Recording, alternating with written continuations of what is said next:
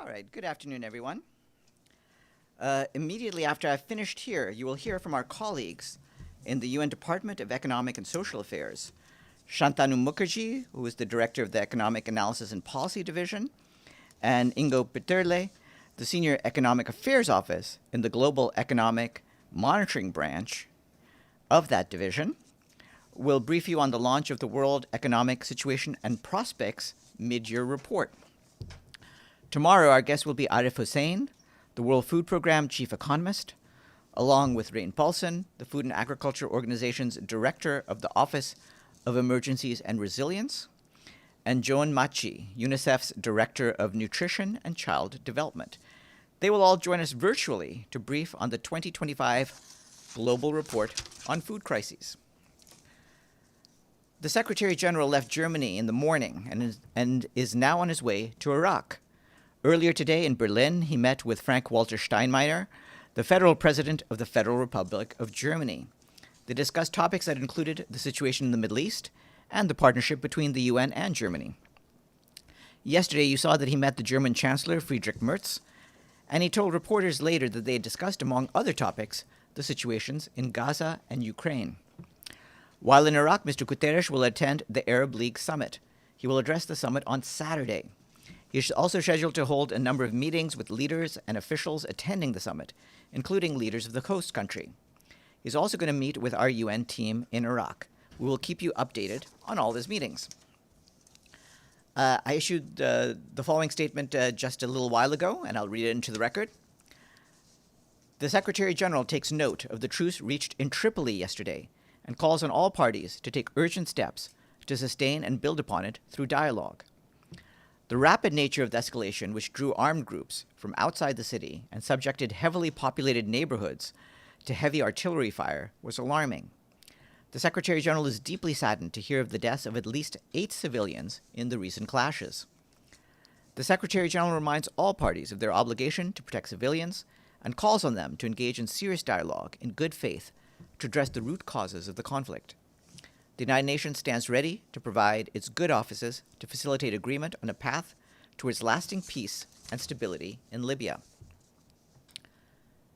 Assistant Secretary General Khaled Kiari told the Committee on the Exercise of the Inalienable Rights of the Palestinian People that since the atrocious terror attacks by Hamas on the 7th of October 2023 and continued holding of hostages, over 1.9 million Palestinians have been forcibly displaced, many repeatedly, some 10 times or more. As the Secretary General had warned, Gaza has now become a humanitarian hellscape. Mr. Kiari said that forced displacement must be rejected unequivocally. Unrestricted humanitarian access must be ensured, and the blockade on Gaza must be lifted to allow the flow of life-saving aid in order to prevent the deepening of an already grave humanitarian crisis. Meanwhile, the Office for the Coordination of Humanitarian Affairs reports that intensified hostilities continue, resulting in further death, displacement, and destruction of civilian infrastructure. In addition to ongoing bombardment, another 3 displacement orders were issued by the Israeli military yesterday and today, covering 7% of the total area of the Strip. Yesterday's order for 6 neighborhoods in North Gaza Governorate overlaps with parts of the zones covered under Tuesday's displacement orders. According to preliminary estimates, this newly impacted area is home to approximately 100,000 people. The displacement order has affected 30 sites for internally displaced people, 6 temporary learning spaces serving approximately 700 students, and several water and sanitation facilities and assets. Our humanitarian partners report that several hundred families fled parts of the designated areas yesterday, but dozens of them returned today due to lack of space and shelter. Another displacement order yesterday was issued for parts of Rimal area of Gaza City. Today's displacement order affects thousands of residents in 10 neighborhoods in Deir el-Bala and Khan Yunis. Initial assessment indicates that the affected area includes 8 wells, 5 reservoirs, 7 humanitarian warehouses, 3 health clinics, and other critical facilities. As of yesterday, about 71% of the Gaza Strip was under displacement orders or in Israeli militarized zones, where the Israeli authorities require humanitarian teams to coordinate their movements. As you know, these displacement orders come as populations across Gaza are at risk of famine, and 1 in every 5 people faces starvation. Yesterday, Israeli forces hit another UNRWA school, this time in Nuseirat area of Deir el-Bala. It served as shelter for internally displaced people, and thankfully, no one was reported injured. The UN and our humanitarian partners on the ground are committed to stay and deliver, despite the mounting challenges. Yesterday, the World Health Organization evacuated 284 patients and their companions from the European Gaza hospital in Khan Yunis to Europe and the United Arab Emirates, despite the very challenging conditions. As you know, Israeli forces hit the hospital premises twice, one day prior to the scheduled evacuation. Israel's full blanket ban on the entry of cargo, including aid and other life-saving supplies, continues to drive hunger and deprivation across the Strip. OCHA reiterates that the UN and its partners has 9,000 truckloads of vital supplies ready to move into Gaza. More than half of these contain food assistance. Thousands more trucks worth of assistance are in the pipeline to follow. OCHA reiterates that as long as the full blockade is not immediately lifted, the already limited assistance our partners are able to provide to the most vulnerable groups in Gaza will shrink even further. We have a solid and principled operational plan to deliver humanitarian aid and life-saving services at scale, bless you, and immediately across the Gaza Strip. Time is of essence to prevent further death. Turning to the West Bank, OCHA reports that the continued violence is resulting in further killing, displacement, and destruction of property. In Tulkarm and Nur Shams refugee camps in the northern West Bank, demolition of houses and displacement have continued since the issuance of 2 Israeli military orders in early May to demolish more than 100 structures in these 2 locations. In Jenin in recent days, some 200 families are estimated to have gradually returned to the outskirts of Jenin refugee camp, which remains depopulated. And this afternoon, the Security Council will hold a meeting on the protection of civilians in armed conflict. Khaled Kiari, the Assistant Secretary General for the Middle East, Asia, and the Pacific, is expected to brief Council members. Regarding the Democratic Republic of the Congo, we welcome the successful transfer of over 1,300 disarmed Congolese armed forces and national police personnel, along with their dependents, from MONUSCO premises in Goma to Kinshasa. This marks the conclusion of this operation, which, as we had mentioned, began on the 30th of April. Over the course of 16 days, the International Committee of the Red Cross, with MONUSCO's logistical support, facilitated 8 rotations from Goma via Beni to Kinshasa.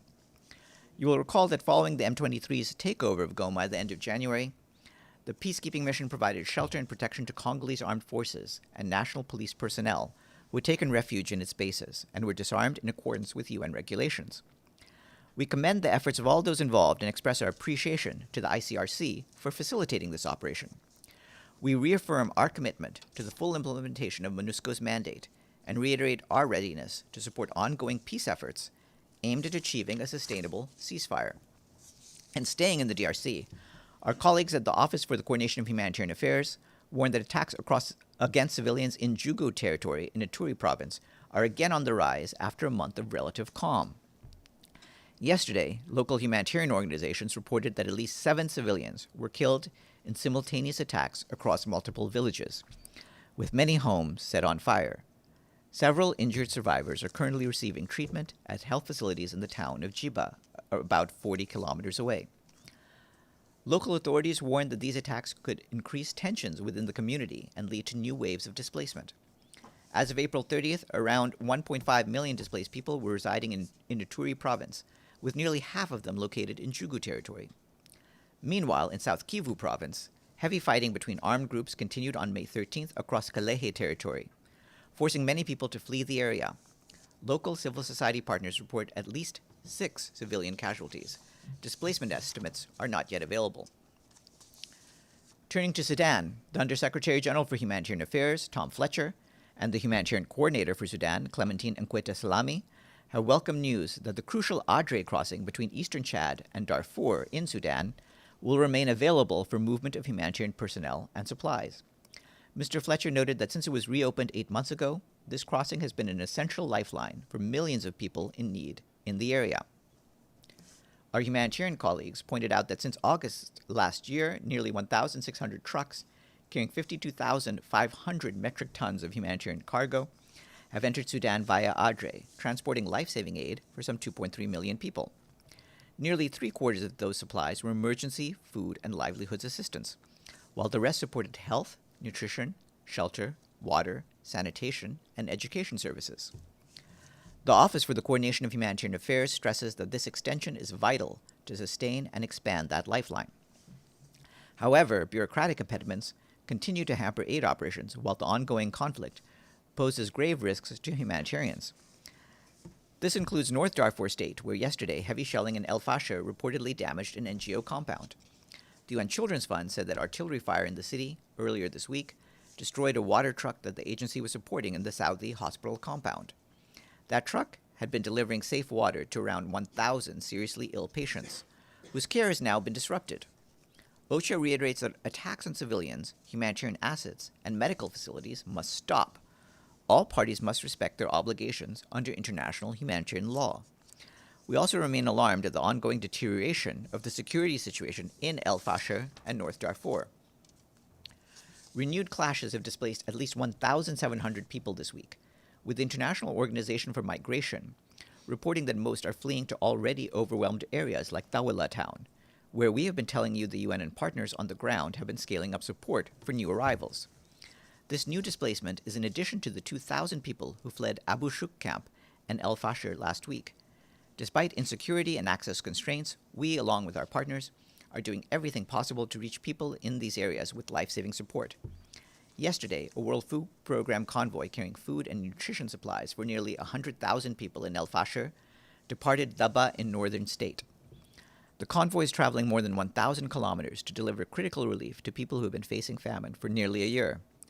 More convoys are being planned, but safe humanitarian access is essential. OCHA once again urges unfettered access for humanitarian aid via all necessary routes, both across borders and conflict lines, as well as the protection of civilians and an immediate cessation of hostilities.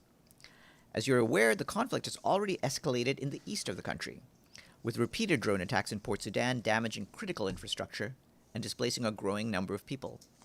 IOM said that more than 2,600 have fled since last week, bringing the total number of new displacements reported in the city this month to more than 3,000. From Haiti, our colleagues at the Office for the Coordination of Humanitarian Affairs report that armed violence and escalating insecurity continue to severely impact the education system in several departments, particularly in the center, west, Artibonite, and north departments. As of late April, more than 1,600 schools have been forced to close, disrupting access to learning for more than 243,000 children. That's according to our partners working to support education in Haiti. This is a 60% increase in school closures in just 4 months, up from 960 schools closed at the start of the year. Most closures are concentrated in the west and center departments, where insecurity, displacement, and the use of schools by gangs and displaced people have intensified.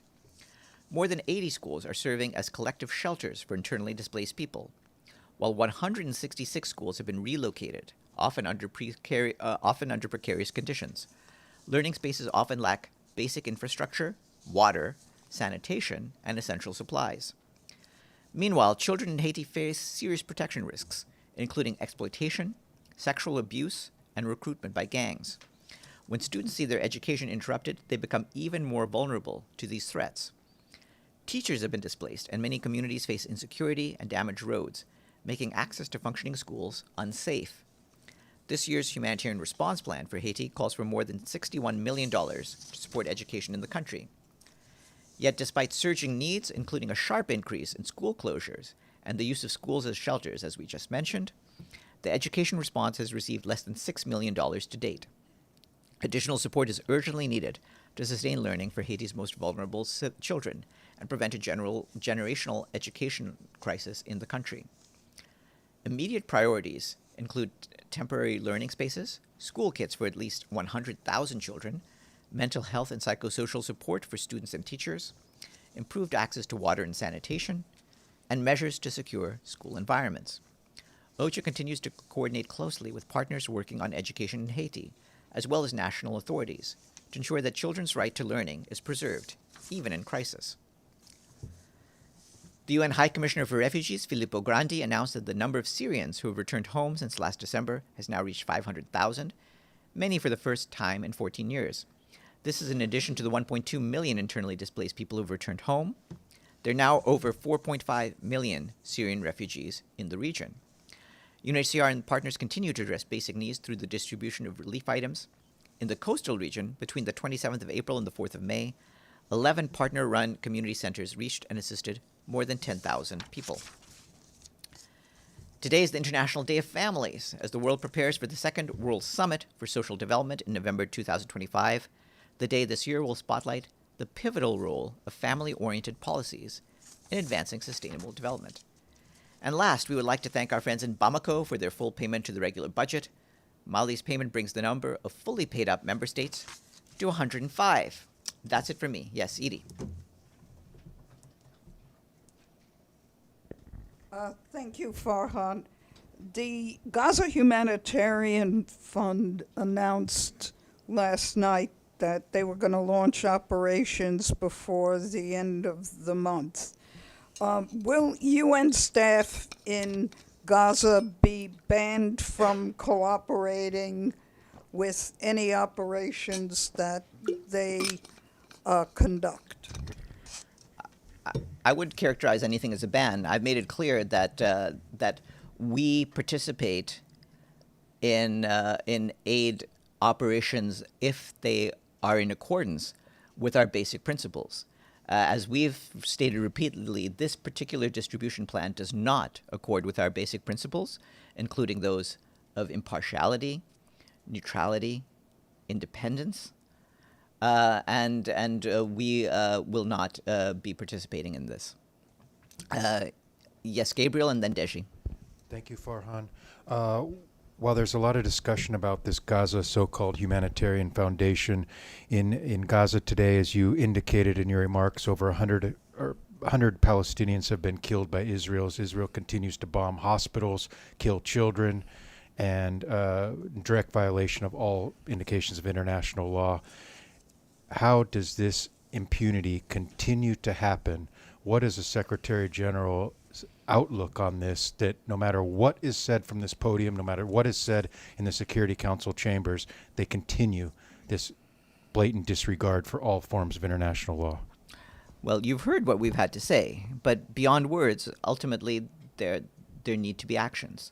We have been pushing all countries, including all of the member states closely involved with the situation in the Middle East, to push for what we have been saying, which includes respect for international law and basic international norms. We will continue to press our case, but ultimately, there needs to be a way in which all countries are united in the effort to make sure that there can be no violations of law on the scale that we've seen over these months. Yes, Deji. Several questions. First, follow-ups on the Gaza Humanitarian Fund. Obviously, you said it's not in line with the principle of humanitarian aid delivery with the UN. But generally speaking, what's the position of UN to this humanitarian fund? Does UN encourage the humanitarian deliveries, or are you just opposed to this?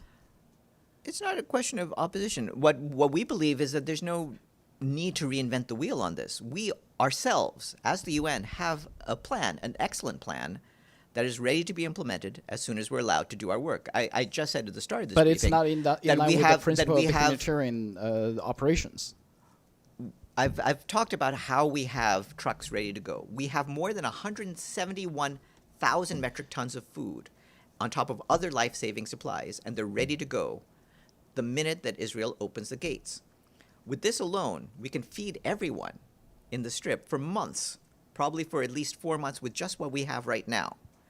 And we can do that immediately, and we can do it efficiently. And we've shown that we can do that because we did it during the ceasefire. Time is of essence. Children are going hungry by the day. And what we want is for the plan that we have been pushing to be adopted. But Farhan, let me ask you this question. I believe many people have this in their mind. Which is more important, humanitarian aid or impartial humanitarian aid? Ultimately, any humanitarian aid is important. We understand that. We are the people who are capable of delivering humanitarian aid the fastest and the most efficiently. And that it remains the case. Okay, one last thing. Just now, Ambassador Noon answering my question, talking about these 12 engagements from the UN with the Israeli Authority, he actually denied it. He said he's not aware of that. I heard what he said, and we stand by what Mr. Fletcher has said. So can you give us more details about those 12 engagements, including the one that happened the day before yesterday, what Mr. Fletcher said? Mr. Fletcher gave the details, and I would refer you to what he said in his remarks. Pam and then Benny. Thank you, Farhan. Quick follow-up on the Gaza Humanitarian Fund, the GHF. Has anyone from the GHF or Israel or the United States contacted any of the agencies of the UN working in Gaza to fill the gap? In other words, before they get started at the end of May, allowing the UN to get aid in now. Has anyone contacted UN officials on this? We are not in contact specifically on the work of the Gaza Humanitarian Fund.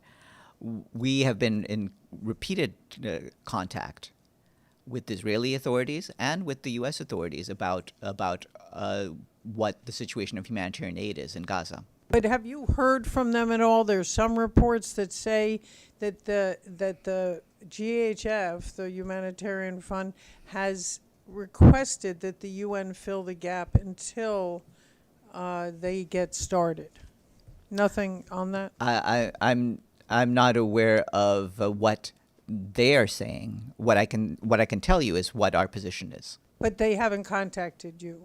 There's nothing for me to say on that. Benny and then Abdelhamid. On a slightly different topic. You just sent around, or UN spokesman, that's you, right? Sent around a note that Khaled Kiari made remarks on the commemoration of the anniversary of the Nakba. Does the UN always refer to, has the UN before referred to the May 15 as the Nakba, or is that the new item on the calendar? That's not our title. That's the title of the sponsors of the event. So does the UN confer legitimacy to the commemoration of May 15 what as I can a tell you is that Nakba? we've spoken at these events before. This is a yearly event, and we've been there. My question is about the word Nakba. Is May 15 a Nakba, according to the UN? This is a title brought in by different member states of the UN. That's their choice. It's a UN official that you sent a memo highlighting it. No, what I can tell you is that we go to the events on the Committee on the Exercise of the Inalienable Rights of the Palestinian People, and for anything further on the event, you can talk to the members of the committee. Abdelhamid. I have to Members of correct the that. committee, it's a The UN GA official. adopted a resolution marking May 15 as a Nakba Day, and this is the first year they celebrate that. I'm It well is an aware of that. official resolution. You cannot argue yes or no. There is a resolution. Yes. No, I'm well aware that this is a General Assembly resolution. Yeah. Okay. So you didn't mention that. Well, that is one of the member state decisions. Now yes, my Abdelhamid. questions. I come to my questions. Yes. Thank you.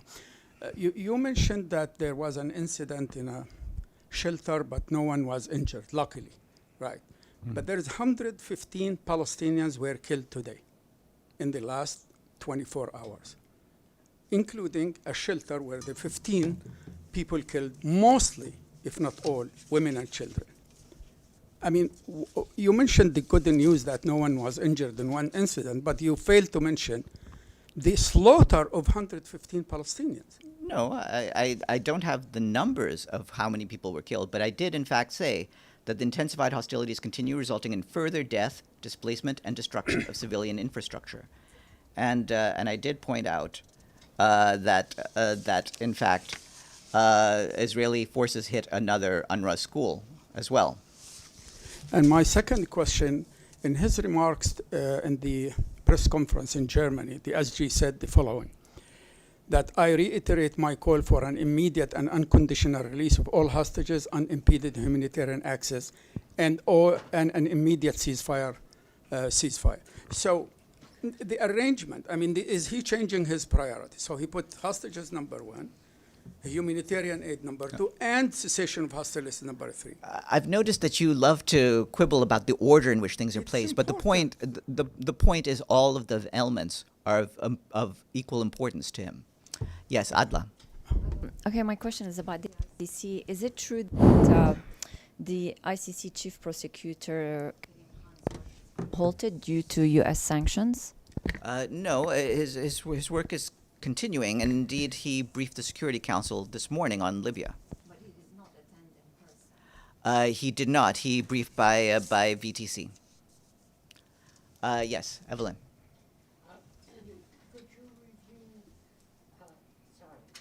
Could you review what you said about Darfur?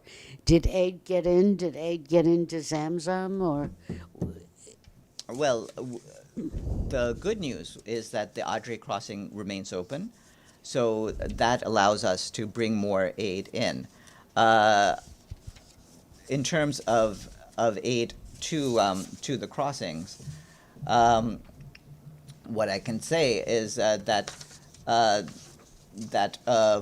WFP convoy carrying food and nutrition supplies for nearly 100,000 people in El Fasher has departed from Daba, and it's going to have to travel 1,000 kilometers to get to the people in need, but it's on its way.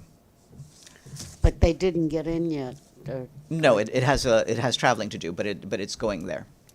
Sinan.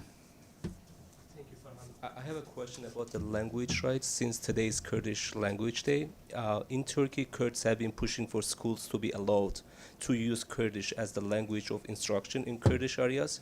The UN Declaration of Linguistic Rights states all languages communities have the right to decide how their language be used in education in their territories. So the question is, in the light of the PKK and Turkey's upcoming negotiations, does the Secretary General have any message on the topic of Kurdish language in education in Turkey? Thank you. Well, it's in accordance with what you just read, that all communities have the right to conduct education activities in their languages. Stefano. Does the Secretary General believe that transferring migrants or asylum seekers to third country, regardless of their nationality or protection status, is compatible with international law? Well, all of these departures, all these movements have to be voluntary. We stand against any forced displacements and forced movements of population. So in the case of the United States, they apparently a few days ago tried, then it was stopped, but if somebody said they're still trying to transferring migrant into Libya, and Libya is also a country that is not a stable country, so there is there another problem. What the Secretary General think about it? Well, I can let you know that we've expressed our concerns, including through UNHCR, about the conditions in Libya and any efforts to move again people forcibly to other countries. Just a quick follow-up. Did the Trump administration ever consulted the UN if this was illegal under international law? Well, you'll need to check with UNHCR. I'm not aware of any such thing. Yes, Abdul Hamid and then Sinan again. Yes, Farhan, I have noticed many of the UN officials start talking about what's going on from the day of October 7th, as if nothing happened before that. Why is that? I mean, the SG mentioned it once. That is not true. That is not true. We've talked about many of the things Khalid leading up to mentioned this today in his remarks, started with October 7th, as if the relation between Israel and the Palestinians before that was no, the point of mentioning friendly. October 7th is to mention that was a horrific crime. We're well aware of actions that preceded, and we're well aware and continually talk about what has followed. Sinan. Baluch or Balochistan, whatever you name, have declared independence from Pakistan. And what's Secretary General's reaction to this news? Well, we just refer you back to the UN Charter, including the fact that the Charter upholds the sovereignty and the territorial integrity of all states, and that would include Pakistan. And with that, let me turn to our guest.